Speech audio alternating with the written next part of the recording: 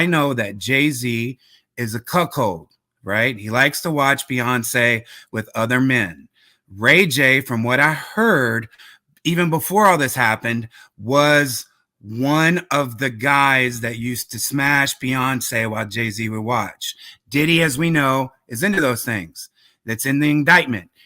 Cassie has not denied it, but they've came out and said, that Diddy used to like to watch Cassie. That's what he's into. Some men like to do that stuff. There's not a crime in that. But yes, Ray J, from what I was told, from being inside at the highest level, that Jay-Z likes to watch Beyonce with different men, such as Ray J. Let me ask you. I'm winning. I'm winning. I'm winning. I'm winning. I'm winning. I'm winning. Elevation Nation Conversations, God Body Sean. Alright, y'all. Elevation Nation Conversations, God Body Sean. I'm here.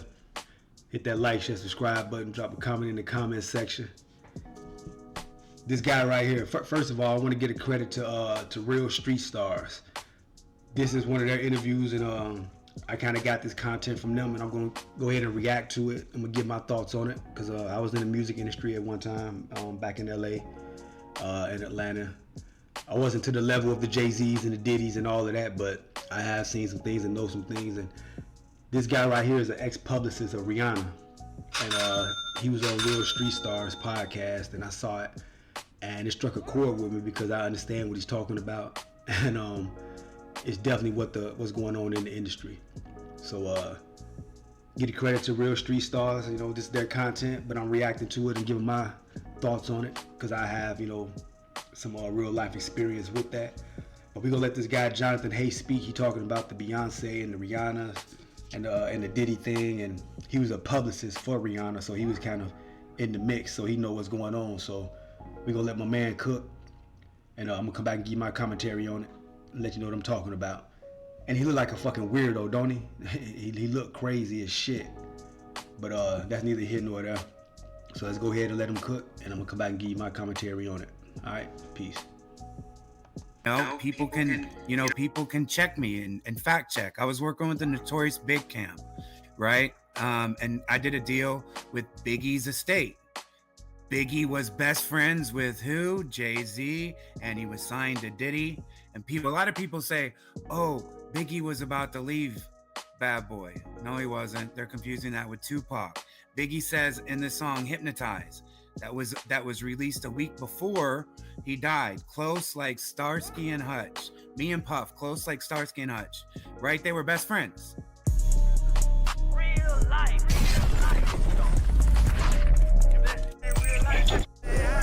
It ain't real life. Just ain't real life. Now, he was saying a couple things that I think that he's coming or talking from a white boy's perspective, listening to the music and not really understanding and knowing the extent of how we use slang and how we talk in our music and how we break things down. But nah, Puff and Biggie were not best friends, things like that. And I think he got a little of that stuff twisted up with the whole Tupac thing, leaving Death Row, and Biggie was leaving Bad Boy. So I think he just maybe misquoted, or he just didn't understand how the black culture move and get down, because he's talking from a white boy's perspective. But he said a whole lot of other good information in this interview, so I'm gonna go ahead and get out the way and let him cook, and then we're gonna come back and give my take on it. All right, peace. A little bit about your background for those who may not know you, and then we'll get your take on all that. Okay, yeah. So my name is Jonathan Hayz. I'm a publicist. I've been doing this for 25 years at a pretty high level with a bunch of major clients and stuff like that. Throughout the years, people can Google it and see, and see the stuff that I've done and that type of thing. But I want to say something real quick when we jump off. I was just sitting here thinking about some of the people who are discrediting, because I've been speaking out for, just like for the last few months. And people have been trying to discredit me. And I see that they try to discredit Jaguar, right? And the thing I want to say about that is, to start it off, is like, I challenge Academics, who is a journalist. He's an investigative journalist, and he was rated the #1 media guy, and he likes to take deep dives into things, to take a deep dive into my relationship with Drake, since he likes to cover Drake, and looking to see that if I didn't do a deal with Drake and Future the Prince this year, 2024, I challenge Academics to look and see, contact Future the Prince, contact Drake, and see if we didn't do a deal this year. And I say all that to say, because if I can touch Drake, pause, no Diddy, if I can touch Drake, if I can go that high to the biggest artist in the world, then there's no telling where I can go. And so my credibility should never be called into question, because I've done deals with Drake this year, and that's fact. And if anybody ever trying to discredit that, like an Academics or anything, he can contact Drake direct, ask about me, and ask if we did not do a deal this year. Secondly, a lot of people have been hitting me about, how could Jaguar Wright know all these things, right? And how, Jaguar Wright hasn't worked with Jay-Z since, when she did the Unplugged. That's a long time ago. Well, I can tell you, just from what I've experienced, is the people that have contacted me since I've done like your show and since I've done other shows, people have contacted me, other victims, and have sent me, obviously there's been some people that have sent me stuff that, doesn't check out or whatever, but victims have contacted me and they have sent me proof that can never be disputed, photos, everything else, because they don't want to bring their story out, but they like what we're doing. So they're whistleblowing, but they're doing quietly to protect their jobs and to protect their families and to protect, whatever. They're not comfortable speaking out. So if I've got all kinds of information in the last 2 months, just from doing, shows like you guys, I can't imagine all the stuff that Jaguar Wright has got and to her, and the access that she's seen and the people who have came to her. Like, she has such a bigger reach and such a bigger audience than me. It's and mine is getting to the point where it's overwhelming, of people reaching out who have suffered abuse from Diddy, from Jay-Z, and from these celebrities. Sorry about that. I was just thinking about that right now. So no, please. So if you don't mind letting us know, after you came on and did your interview with us, what has come your way as far as, let's just say, either backlash or just trying to discredit you, or like, what can you let us know kind of what? There hasn't been any backlash as far as, like, what Jaguar has experienced, right? And I was just watching Academics the other day, and he was being objective about her, but he was also saying, like, he didn't believe her. And when I'm saying to Academics is just what I told you: fact check me, right? Put your investigative journalist hat on and fact check me about Drake and I. Like I was saying, fact check me. And Jaguar has more information than I do. So to anybody who discredits her is really doesn't know what's going on, because she has more information than I could even dream of having, because I'm sure, without even speaking to her about this, that people have contacted her, given her information and stuff like that. The people who've reached out from even Jay-Z's family to me is crazy, So it's just like, most of the time, like, I don't even want to know this information, but I feel like I have to speak to them because I understand that they're hurting. So I know that hers has got to be times 1,000 of what I've dealt with. John, So go ahead. did you see this getting out, like, before all this? Could you ever imagine that all this would come to play like it has? course, for sure. Like I didn't think about as far as like, you know, did he get arrested? I kind of just gave up because he's been doing it for so long. You understand? So I just kind of felt like there would never be any kind of justice and they were untouchable. So it's great to see, you know, these pillars getting knocked down. So with that being said, let's just go with the Jaguar Wright Pierce Morgan conversation where Jay-Z, Beyonce, again, their lawyer reached out to have them to give an ultimatum for them to technically take down the accusations that were made by Jaguar Wright. When you saw that, because now this is on national TV, can you give us your take on how you received that whole takedown in itself? I thought it was pretty lame, to be honest, because he was going off Jay-Z and Beyonce's lawyer, just their words. That was it. And he took it down and edited the clip. He censored his uncensored show, which to me was just was crazy. Didn't go off any evidence. There was no proof sent to him, just simply going off the words. And then I saw the media run with that narrative, which I thought was extremely unprofessional and unfair, and discredit her and say, you know, that he uncovered something that basically that she wasn't telling the truth and she apologized. No, that wasn't it at all. Right? He just got a call from a lawyer. So I thought it was real whack, in my opinion, for him to censor that.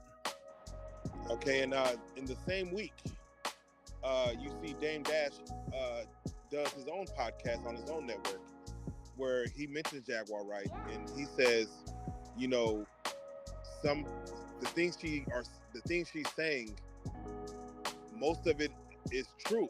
Again, he said she may like put a little extra sauce on it, but from what he knows and from what he remembers, most of what she's saying is based in reality, based on a truth.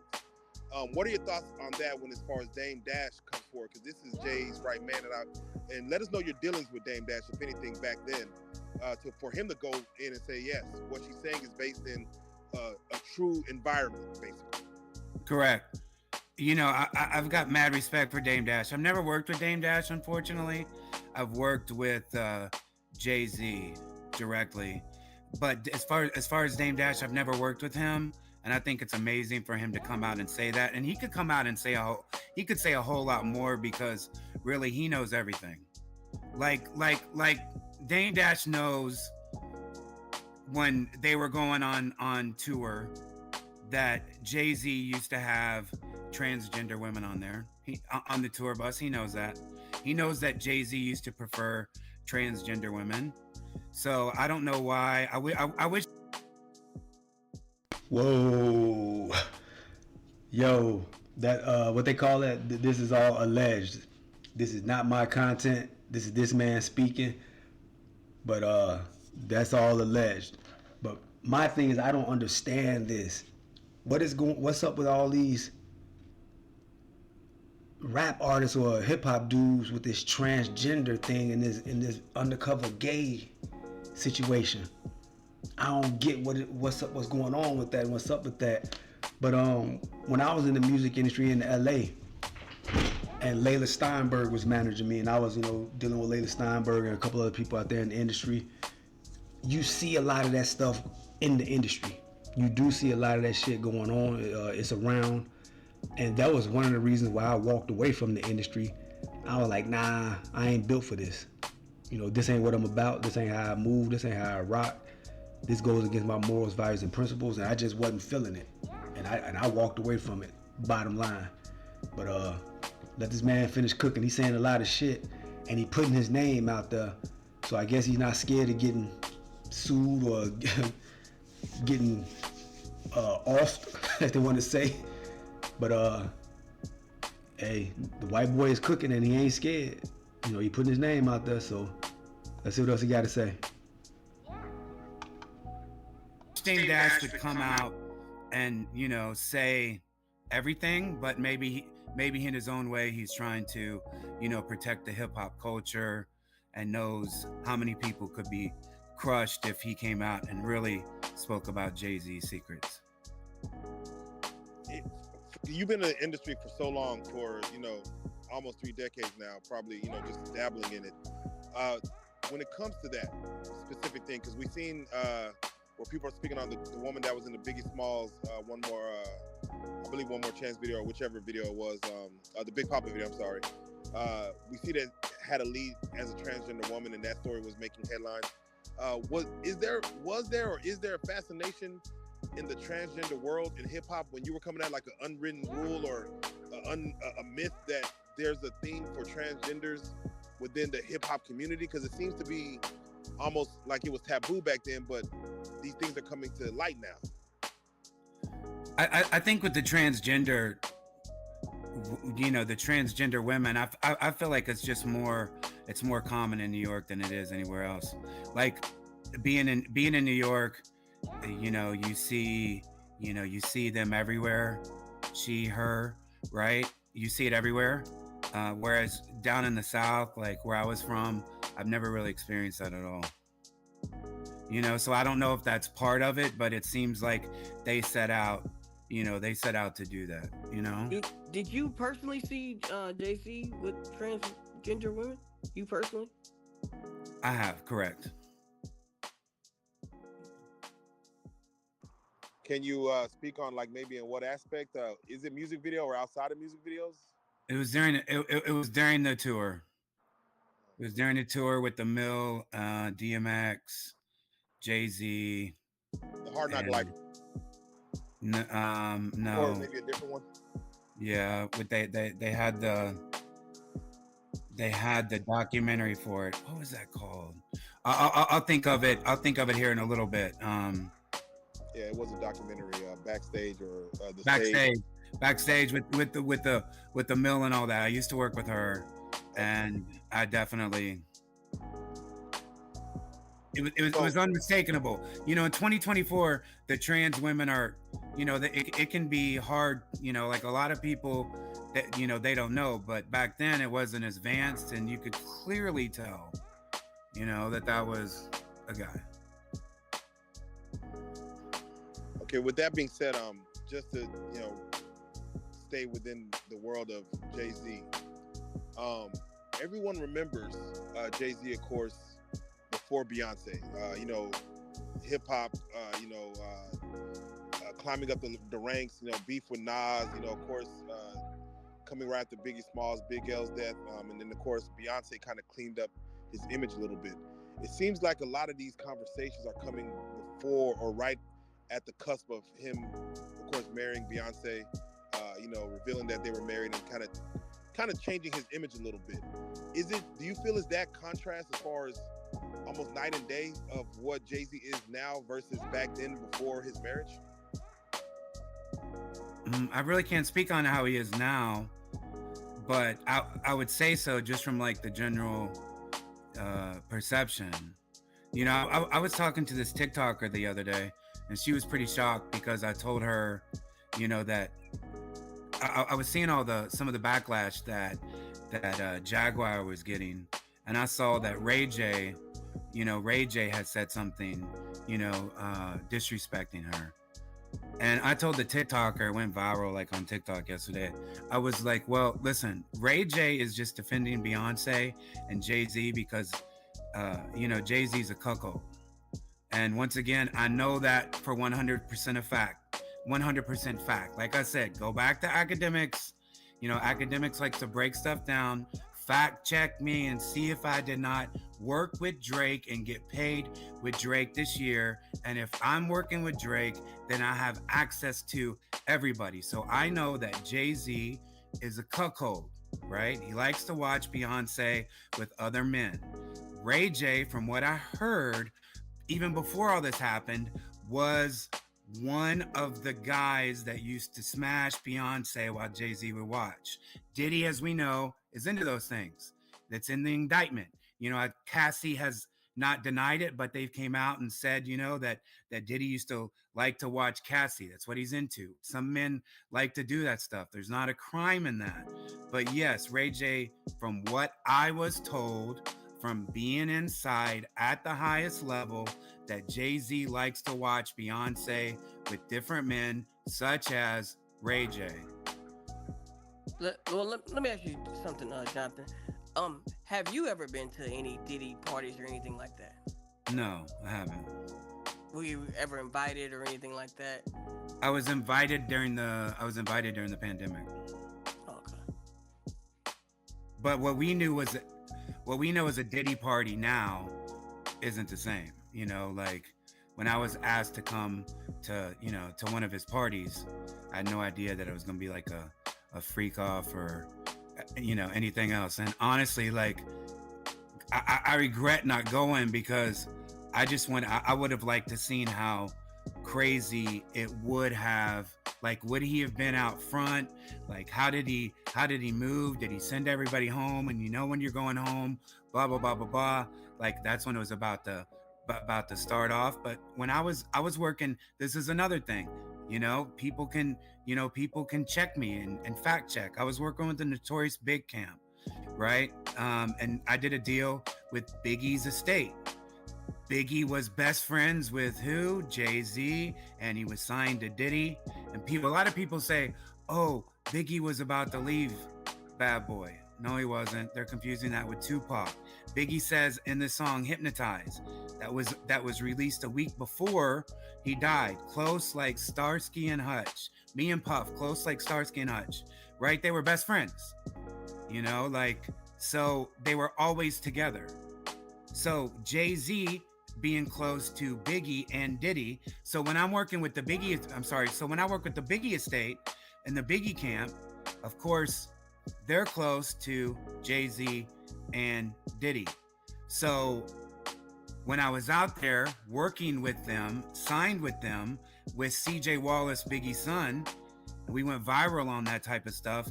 I met like Willie Mack. I met like King Combs, Christian Combs, because they were all friends and they were all family. Diddy and CJ were super close. So of course, and we were doing a Biggie project. So of course I dealt with Puff. So of course I know what I'm talking about. Like, once again, all this can be fact checked, because I hear those stuff about Jaguar Wright is just out here saying a bunch of BS, and I've heard that I've got it. It's like, no, you can fact check that. It's easy. It's easy to find. And ask the Notorious Big Estate if they invite me to a Diddy party. So can I ask you, when you see someone says like a Ray J, Jaguar Wright is crazy, if they bring up your name, oh, what he's talking about is just crazy. What do you say to those who just try to write that off as crazy because it sounds so, I guess you could say, unbelievable? So prove it. So prove it that she's crazy. Prove it that she's not telling the truth. Because a lot of people are listening and paying attention to her. Right. It seems as if they say someone needs to produce receipts.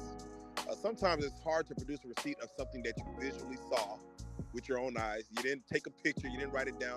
Someone just telling you what they recall from just seeing it, or a phone call they got. We live in a world back then, there was no receipts back in the late 90s, early 2000s. It was before social media or like text messaging was very heavy. And you didn't keep the text messages back then. There was no cloud storage to where I could have a receipt from 20 years ago.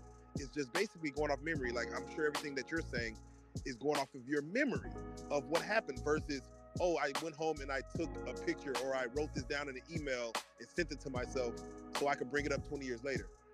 What do you say to that as far as the time gap on which these things occurred versus retelling your story now? I mean, listen, I agree with what you're saying, but there's also the other side of it too, is we also have to protect some of the people around us that don't want to be out there, that don't want to be known. Like, for example, there's a woman who, she has 4 kids and she's in New York, and she's like going to like Boy Scouts and Cub Scouts and doing stuff for the kids. She doesn't want other parents to know about her past. And so when we say some things, we have to hold some stuff back to protect other people that were around that don't want to be associated by that. You understand what I'm saying? So I know that she has that as well. That's very true. And I think some people forget that sometimes other people are affected by stories that are being told where they have children, and they you have to look into all of that and the ramifications of it. Correct. I want to go back to this. We'll call it a rumor for now. What you heard about Ray J, Beyonce, and Jay-Z, and I'm just curious, Jonathan, when you hear information like that, when that comes to you, what are your thoughts? Is it normalized when you hear like cuckold situations and with celebrities? Is that normal when you hear that, or is that like, are you surprised when you hear information like that? I'm surprised when it comes to Jay-Z, especially because it's like Beyonce, but it's pretty normal. Surprisingly, it's an industry that's very dominated by sex and drugs, right? And it's out there, like nobody's hiding it. Like, so if people would be like shocked, if we're shocked, we're not really paying attention to the music and videos and images that we're listening to, because it's right in front of our face. Like, it's not hidden, right? Everybody's talking about it and everybody's acting that part. Well, then they could say, well, this is just art. Well, maybe, but I know from Jay-Z, when he used to have his T-Mobile sidekick, and he'll go to like that little, do you remember those? I'm older than you guys, so I don't know if you remember the little sidekicks, the T-Mobile two-way, type things. Yeah, so I was with the girl, and he was asking about her, and then he was asking me stuff like, would you be interested in like, somebody watching? He was just asking some really, really bugged out questions, and I still have those emails. I still have all that, so like, that's one of the things that I was going to include in the book. I'm just trying to figure out how I would do that. But yeah, I mean, it is what it is, It just, I just get real frustrated about when I see these people talk about, okay, Jaguar wasn't there. And if she wasn't there, then she knows somebody who's came to her and talked to her, because I've been getting that song. And what's wild is I said this a couple years ago. I was just saying, I'm not the only one, but other people were saying it as well. This needed to come out in the hip hop industry. They needed this shit to come out, because what they want to do, they want to destroy and rebuild the hip hop industry. What happened was there were too many millionaires being made, and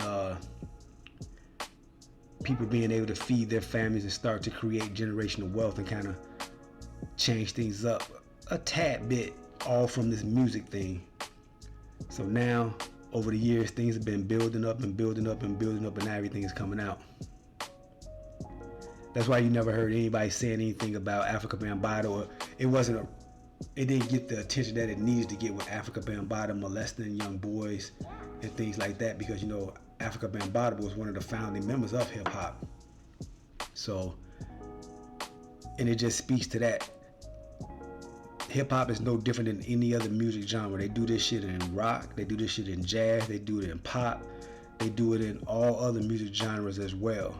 But what's happening is because hip hop is such a black male dominated industry, and it was taking over the world like that, they had to find a chink in the armor and say, look, y'all talking all this jazz and all excuse me, all this big shit.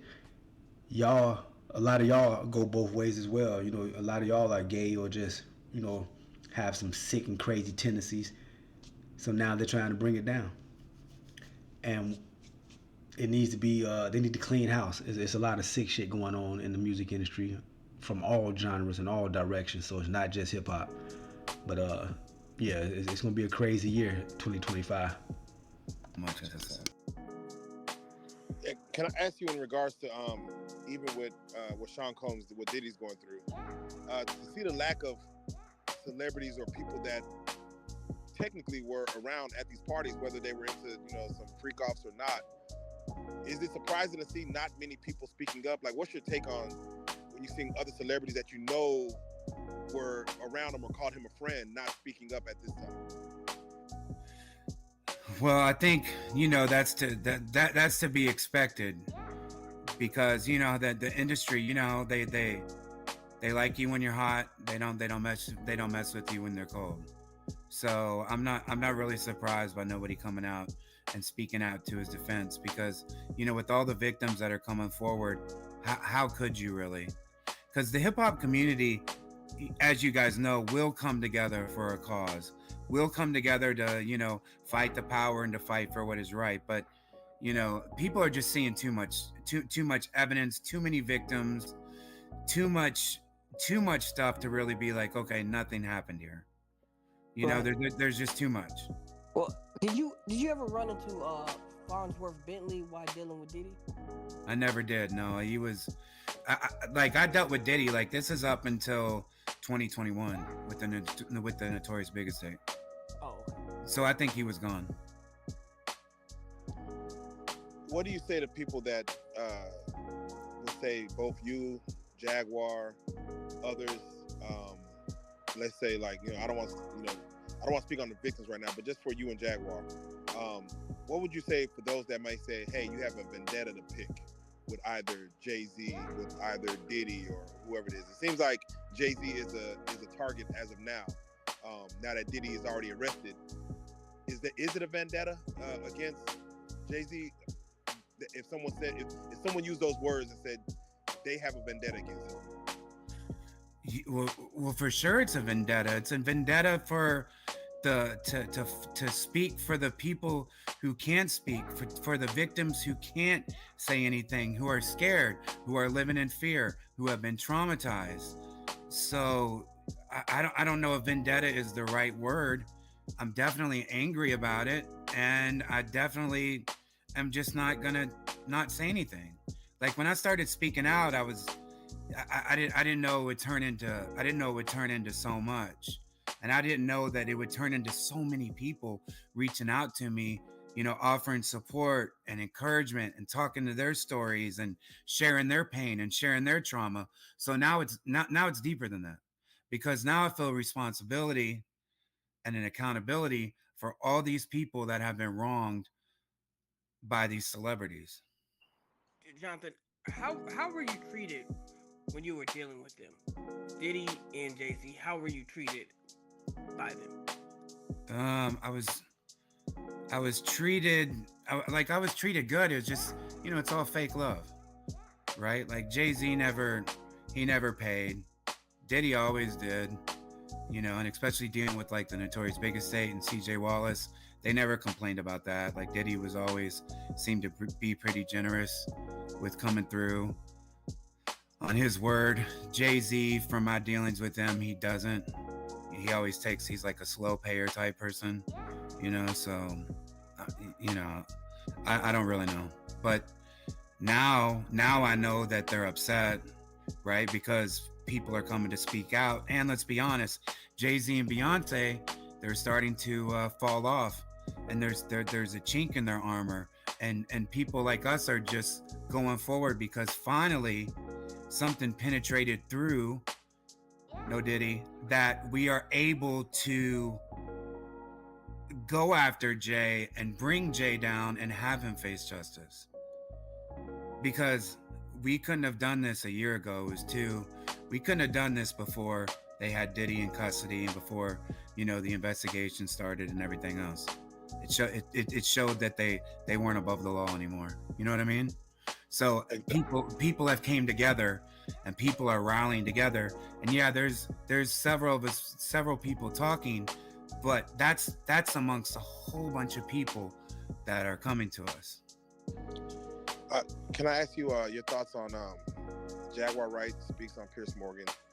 Vlad TV comes on right after her to call her a conspiracy theorist. You just spoke on academics, of course, fact checking. What would you say towards Vlad TV as far as speaking on Jaguar right after she got on Piers Morgan? The same thing. Vlad Vlad would love to have Jaguar on his show, right? He would get more views than any interview that he's done all year. He's not stupid. So I don't know why that he would say that he would never allow Jaguar on his platform when Vlad has allowed killers on his platform. And Vlad has stirred up so many of these shootings, like in Jacksonville and in Chicago. Like he's not a good person at all. And like he's the reason why like white people are called culture vultures, because of people like him, right? Like he shouldn't even said anything, because he doesn't believe that. He would love to have Jaguar on Vlad TV because he would get more views than he has for any of these other lame interviews he's doing. Yeah, I won't argue that. Can I ask you, if you were invited on Piers Morgan, would you accept the invitation? Of course, I would go on Piers Morgan, and definitely, and I would want to talk about why that he didn't allow, why he censored his I would want to know. I would want to talk to him and find out why he did that, just going strictly off the word, off no facts. Just off the word of the lawyer. That's what I would like to know. I'd love to go on his show. I would never go on Vlad TV show. I'm gonna keep calling it Vlad TV. I never go on Vlad's show. You know, and I think Joe Budden is, you know, real whack too. I've dealt with Joe Budden from Slaughterhouse, right? Crooked Eye, King Crooked, Royce da 5'9", Joe Ortiz.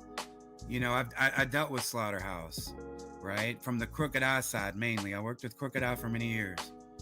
And so I know Joe Budden. And for him to speak out against Jaguar and disrespect her is crazy too. Like, you know, he was defending Star from Star and Buck Wild.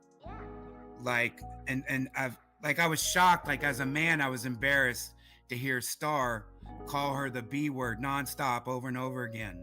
Like, he could have got his point across without saying the B word over and over again. He could still correct her. He could still debate with her.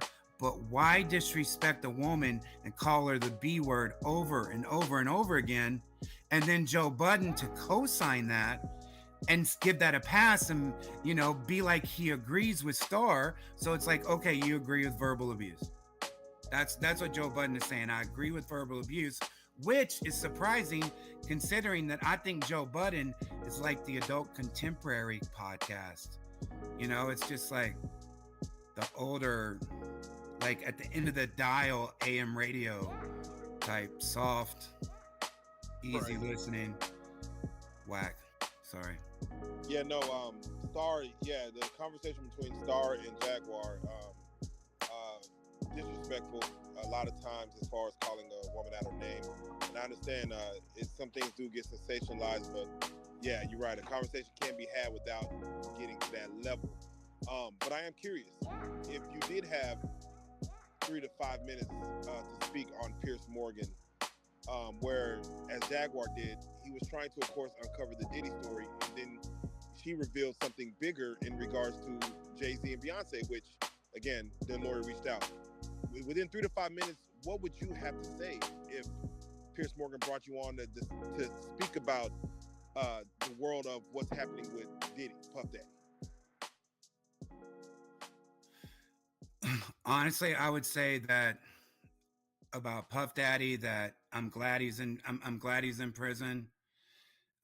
I think that, you know, with Piers Morgan, you have to realize that you're touching millions of people, and you're reaching law enforcement, especially in California, to take a look at CJ Wallace, Biggie's son, and Willie Mack, Biggie's son's boyfriend, his lover, his best friend, his business partner. Take a look at them, because I know how active they were in being involved with Diddy.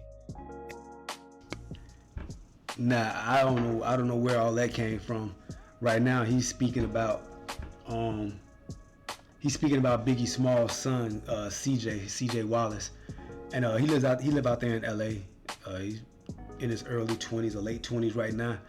But I don't know where all that came from. He's basically saying CJ Wallace is a homosexual or gay or whatever, and he got a boyfriend and he's seen it.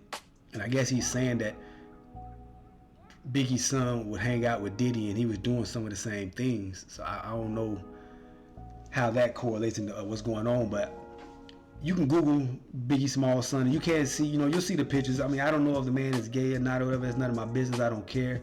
But he does dress a little eccentric and a little different. He's nothing like his father. Our kids are nothing like us. They grow up and they have different experiences. They have different thought processes and the way they interact and relate to things. So he's definitely way different than his father, Biggie Smalls, was. But you can Google CJ Wallace, Biggie Small's son. You can see some of the pictures and things like that. But he's speaking about right now is that Biggie Small's son is gay, supposedly, allegedly, or whatever. So that's what he's talking about right there. And Christian and the Combs kids and being around his property because they lived out in LA. So if I were on his show, I would try to get some kind of justice, for that, because to really get law enforcement involved, it's kind of like when what they've done with Diddy and what they did with R. Kelly is you got to bring the media in, and you got to bring the people in to put more pressure on the detectives to go out and investigate such claims like that, because I can tell you, Diddy, Biggie's son, CJ Wallace, Willie Mack, and all that relationship needs to be investigated. Yeah, that's powerful words. Can I ask you, as far as we see a lot of civil cases being brought up, in Diddy, of course, and like you mentioned, R. Kelly, there was some criminal charges, of course, with trafficking and things of that nature. From your perspective of what you see and what you feel and what you hear is going on in the industry, what percentage of things happening is probably civil matters versus what you see might be criminal? I think Biggie's son is criminal. And why do you say that? Just because he was telling me some of the stuff that he was doing for Diddy. Whoa, that's crazy. So he basically saying that he think Biggie Small's son and some of Diddy's kids are going to come into play as far as illegal activities that they were doing for Diddy. So they passing this degenerate behavior down to their kids and their next generation, and they really thought this shit was going to continue on and on and on and on. So he's saying right now that he think that Biggie Small's son should be up on charges as well, because he was in cahoots, or he was an accessory to whatever Diddy was doing when he was, I guess, allegedly the Diddy parties and drugging women and things like that. So it's crazy, man. It's a lot about to go down. That some of the stuff that he was doing, some of the party favors that he was getting, right? I was there. I was in the circle. I heard about it, talking to me, directly, like, the ketamine and stuff. Well, just look into the relationship of Biggie's son, which shouldn't be surprising. We're talking about Biggie and Puff. What I never understood, though, is you could tell somebody's morals and their values and principles when, if you're in the mix of it and you see it going on, but you're not saying nothing at that time because you're worried about getting a check or you're worried about not having access, you just as bad. You a piece of shit too. Point blank, period. That's just like me when I was in Chicago and I was, gang banging and this and that. But I wasn't running around busting at nobody like that unless we had beef. It was more reactionary. It wasn't me just going out riding on niggas just because I want to ride. Nah, I was trying to get money. I was selling dope. I'm not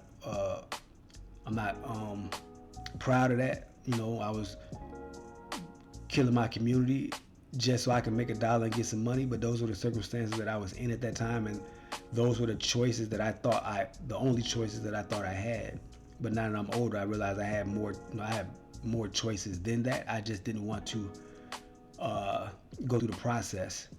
So I was trying to find the quick and the fast way out. But I never respected dudes that was in, the neighborhood that wanted to rob and stick up other cats, or they were just being demons. They was just running around just, going at other niggas, just to gangbang, just to kill another soul and another human.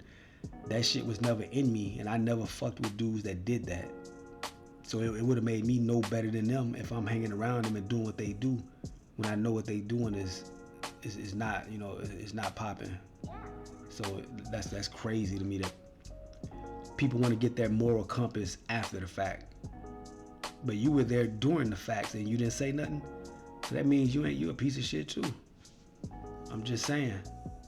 We're talking about Biggie's son and Puff Daddy. They should look more into that because they were very, very, very close. Definitely understandable. And in your experience, can I ask you, Jonathan, as far as, we look at things like ketamine and the GHB and things of that nature, from your time in the industry, being in studio sessions or, working with clients as a publicist, how freely does the drug flow within the industry? Like, how easily accessible is it to just say, let's get our hands on any type of drug, like whatever you need? Like, is it almost like party favors? Yeah, but I think more from the studio experience, what I've been through is more like cannabis, more like weed, and like smoking a blunt, like that's how it is. What we grew up on is like going to the studio, smoke some bud and smoke some weed and stuff like that. But Diddy, he's real into dance music, and weed is like a downer. Puffy is into dance music and house music and Burning Man and Miami Music Week, and he's into the rave drugs, the uppers, the 2C, and ketamine is a tranquilizer. But if you do ketamine like at a rave show and just like microdose, it's like a totally different vibe. It's like a psychedelic. So he's into that scene, right? So I think the drugs that I experienced, like the parties, it was never really in the studio. It was what was taking place after the studio. Like I never saw anybody like, breaking out like a lot of coke or ketamine or anything in the studio sessions, always rolling weed and stuff like that. It was afterwards when the partying would start. And can I ask you, when you saw 120 people come forward with a lawsuit from a Texas law firm against Diddy, what are your thoughts when you see 120 people have joined forces, where they have a hotline now where you can call if you've been affected by Diddy's situation? Like, what are your thoughts with that many people coming forward and a law firm taking that many cases to go forward? I think they said that like last week or 2 weeks ago. I think there's probably another 120 more, and I think it's just going to keep growing. I think it's thousands of people, like Jaguar said. Do you feel any civil suits may be presented to Jay-Z by any chance? I do. I think he's already starting to experience it. It's just, listen, it's hard to get things to stick. It's hard to get things, for a police officer to take it to his command and then them take it to the prosecutor, and then the prosecutor take it to the grand jury, and then the grand jury to file charges. There's so many steps that have to take place, and it's hard to get something to that point. But I think with Diddy being locked up in Brooklyn, I think that because police are talking to him about other things that they could possibly plea deal with. I mean, that's only natural. And that they would love to have some information on Jay-Z, because everybody knows that Jay-Z's corrupt. He's been corrupt for 30 years. He's been corrupt since he came into the business. And people say stuff too. Like, I noticed, like, I'm wearing like this pink thing. Everybody's like, he wears pink, he's gay. It's like, yo, man, I wear pink like as a throwback to Cameron, right? They say, yo, he wear pink, he gay. I don't care. I don't know about none of that. What I'm looking at is he got blue hair hanging out from his head, for one. And it looked like he got fucking powder on the bottom of his nose. Right up in this area. It looked like he might be a fucking drug addict as well, while he's sitting around talking about what Jay-Z doing and what Puff Daddy and Diddy doing. You know, sometimes you gotta look at the messenger too and say, shit, I could take some of this, you know, with a grain of salt, cause you look like you not too screwed on tight either. He got pink cat ears on and he got blue hair hanging out his head. Come on, I don't know. You look a little suspect too. So, no Diddy. Because Cameron is in Harlem, you know, Washington Heights, Inwood. You know, my girl, she's in Inwood. That's where she's from. But anyways, Cameron was one of the first people to speak out against Jay-Z, right? When he was dissing him 20 years ago, talking about Jay-Z being gay. Listen to his diss talking about Jay-Z liking men, talking about Jay-Z being shady. Like, everybody's known Jay-Z's been wicked for years. And I know that he's freaking out because they've seen what's going on with Diddy. Absolutely, Jay-Z's next.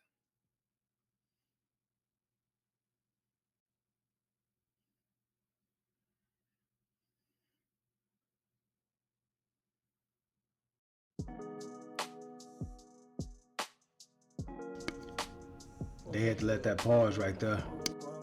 Hold on. All right. Can you hear me? And it's funny how when he said Jay-Z's next, absolutely Jay-Z's next, and all the sound, all of that just went out. It was just dead silence. That could be a signal. It's just crazy. Yeah, there we go, Joe. Now I was asking, do you feel like Jay-Z should be saying something right now? Not through his lawyers, not through a third party, but that Jay-Z should be saying something, if anything. Absolutely, he should be. I mean, why shouldn't he? There's a lot of people that's calling for him and asking questions. Why isn't he coming out and speaking? Why isn't Beyonce? Why aren't they speaking up for the victims even? They're not doing anything. They're just being quiet because they're waiting and they're scared. Jay-Z and Beyonce are shook, for sure. Once again, I know that they are so scared of an indictment coming down. A superseding indictment with Jay-Z and Beyonce. Because if Beyonce and Jay-Z, right, since Jay-Z likes to watch his wife separately, alone, if Diddy's having a freak off and they're there, we've seen Jay-Z with Diddy at all his parties. If, you know, after everybody leaves and that's when the freak offish happened, why wouldn't Beyonce partake in other things? And, you know, Jay-Z and Diddy, you know, doing their weird freaky shit, you know, jacking off in the corner, whatever they do. Yeah, Diddy's doing it. Diddy's doing it. Yeah, no, to add on top of that, we just seen Kanye West get hit with a lawsuit by his ex-assistant for lacing a drink, allegedly at a Diddy studio session. And some text messages were revealed in her lawsuit of Kanye West also liking to, you know, do some freaky things, let's just say. Right. Yeah, what are your thoughts when, like, now, like, these are the heads of hip-hop. Like, is anyone safe? I mean, is everything coming out? Because these allegations, again, they come off as wow. But again, I'll never take away from a victim story, basically. So what are your thoughts when you see like that with Kanye? Well, this is the old regime, right? A new one's kicking through the door. A new one's emerging because Diddy and Jay-Z and Biggie, those three people, right? Two from Brooklyn and another from Harlem. You know, they were running New York, and New York was like running hip hop, right? They were the East Coast. So Biggie, as we know, has been dead now for what, like 25 years. maybe like 27 years, right? And then you have Jay-Z and you have Diddy. And they're all like clicked up. So when you knock out Diddy and then you can knock out Jay-Z, it's going to be a completely new industry. And it's been an industry that people like Cameron has wanted since back in the day, and Mace has wanted since back in the day, and cut out all this bullshit that that we've been dealing with in the industry. So I think it's just a new time, and I think it's going to be much more positive. I think it's going to be much more uplifting and not so negative with all this with all this garbage that Jay-Z and Diddy have been the ringleaders on. No, definitely. And before we do that, Jonathan, just again, you've been in the industry and you've seen it. I'm just curious, based on the trajectory of what's happening, just honestly, what do you feel is next? Are there other players that will get involved? What do you see coming next? Just seeing how this is going right now. Jay-Z indicted. Wow. I mean, there's no way that he can't. Right? Jay-Z's business partners, 2 of them are in prison. Diddy, R. Kelly, and then you have Weinstein, 3. And then Jay-Z's been accused of all these things. Jay-Z's going down, and it's curious. I'm real curious to see what's going to happen with Beyonce in that situation. Definitely. With that being said, Jonathan, again, you speaking your truth, man, it's powerful things, man. It's powerful things. Is there a message you'd like to get out there to either the media, the victims, to the victimizers? Is there any message that you would like to get out, just as far as just to close it out? Yeah, I mean, nobody has disproven Jaguar Wright. And people feel real threatened by her because she can communicate so well. She can speak better than anybody like I've ever heard. The way her inflections and her cadence and her speech, so she can really bring a point home. And I think that she's been one of the main components that have brought down Diddy. And now she's after Jay, who she's also been after. But I've joined forces with her, right? I'm a soldier for her cause. Like, I believe in it because I've seen the same things. And it's getting worse when I'm seeing. And like, the more that I go in and down this path, the more people that are coming to me sharing their stories and sharing their truths. And it's uglier than I thought, because I never spoke out about these kind of things because it was just normal. It was just normal for me. It was normal business. It's like, oh, you show up to a workplace, all these people are foul and corrupt, but then you clock out on your punch card and you go home and you don't have to deal with it. And then you go back in. But it is very traumatic. It is very toxic. And I'm glad to see it finally changing. And like I said, I've said this several times, I'd love for academics to really fact check and look into me and all the people that I'm connected to, starting with Drake. We'll cut it off there. But he said a lot. It was almost an hour-long interview. He dropping names: Jay-Z, Beyonce, Ray J, Puffy, Kanye West. So, and he also telling, he said, Drake name as well, but he's saying fact check him. He's saying go pull the records, fact check me. I'm legit. I'm in the books. I'm in the game. And what can you say? But it's neither here nor there. I'm not in the music industry. I was in it a little bit. I'm gonna start putting my story out there about what I experienced in the music industry on a small level out there in LA. So we definitely got to do a session on that. But hey, man, if you're out there being wicked and you doing shit, chickens always come home to roost, as they say, or whatever. So I'll let y'all decide what's going on. Stay tuned to it. It's a lot going on. I hate to see black men in the media like this, you know, taking us down. You know, they're making money, they're making moves. It's not always in the right way, but you know, we gotta hold ourselves accountable.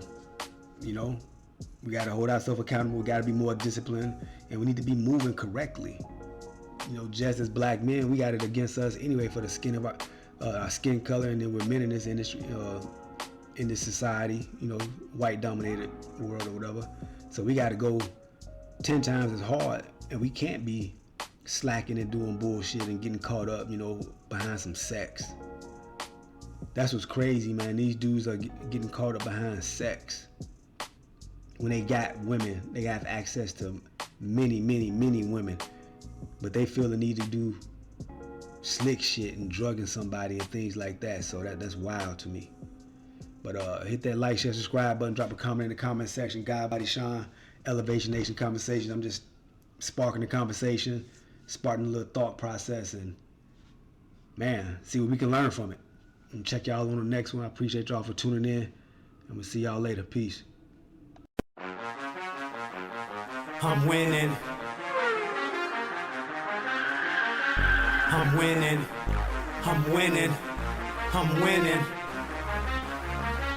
I'm winning. I'm winning. Elevation Nation Conversations. God Body Sean.